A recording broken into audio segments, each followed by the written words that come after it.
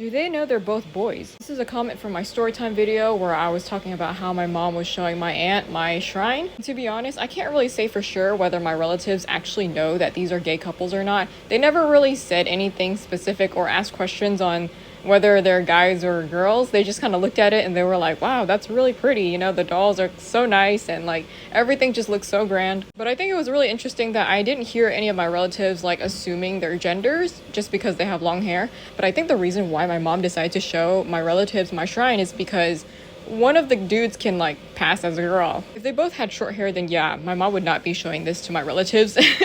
So I feel like because of their long hairs, that's why she's okay with it. Especially when our relatives are still pretty like traditional and not very open to like gay couples. My mom herself does know that these are gay couples. I actually had to sit down with her one day and I was telling her, look, I'm actually collecting merchandise of like BL couples, and I explained to her what BL was. You know, I explained how it's not just me that collects these things, but I also have relatives around my age who are also interested in BL as well.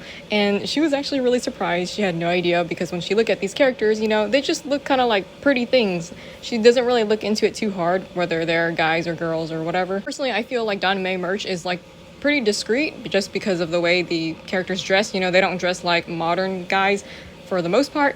So I feel like it's something I can get away with in terms of like relatives who are not as open to LGBT things. And even if my relatives knew that these were gay characters, I feel like they would still like the shrine anyway, just because the way it looks itself. A week before Lunar New Year's, I actually had another aunt that came in here with her 2 kids. And as soon as they walked in, they were like, wow. And again, they didn't ask me like what the genders were because they just saw it as like really pretty art.